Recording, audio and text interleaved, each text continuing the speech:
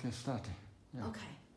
So today is January the 19th. 19th, January 19th. January 19th, 2023, right?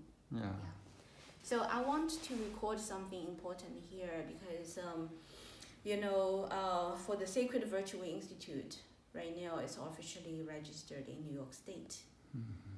And we want to help, the dark human society to have light, right? Yes.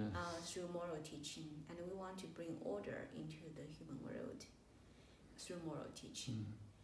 And we want to help people to eliminate their evil thoughts.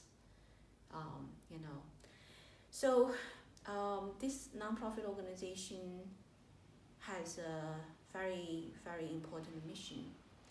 And I think I'm gonna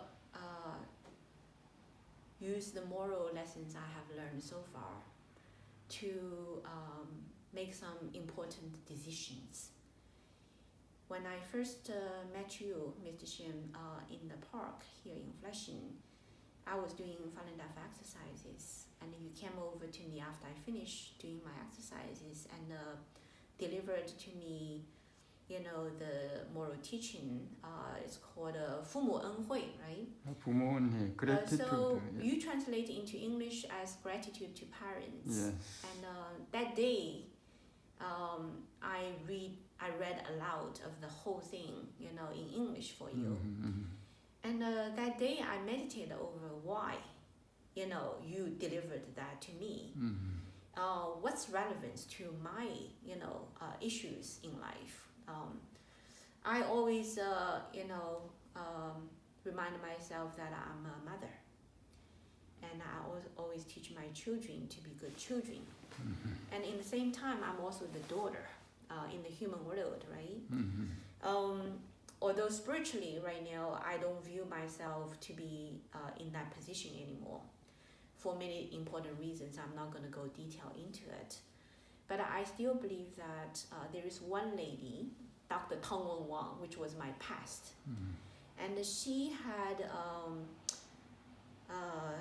this very important resource that she came to America and was supported by the American general public from day one to study the frontier life science, and eventually became a very outstanding researcher in the most frontier life science research field. Very reputable, great credit, right? And the general public gave her great trust, and that manifested into a resource in terms of money aspect is the following. When Dr. Wang actually was in Harvard, she received many grants from National Institute of Health. Mm-hmm. Each grant, if add up together, definitely several millions. That's no doubt about it. Several $1 million of grant due to her direct participation. Mm-hmm. And then when she became independent investigator with her own laboratory, she directly received under her name American Cancer Society $1 million. Okay, so although she didn't put all those money into her pocket, but that is the money that was entrusted to her, not anybody else. It was because of her that the money was given out from the federal government in the format of grant that you don't have to pay back. Mm-hmm. On the surface, you don't have to pay back, but spiritually now I believe that everything has a price. So if Dr. Wang was so outstanding and was so much trusted by the general public and were given all those money, and she worked really hard. Absolutely she was not a bad scientist, only take the money and fooling around and waste it. She didn't. She worked very hard to find a cure of cancer and dedicated all her time to do it. And ultimately she found that the ultimate solution of cancer is not science and technology, but actually is helping people to improve their mind and heart. So morality ultimately is what she found to be most important.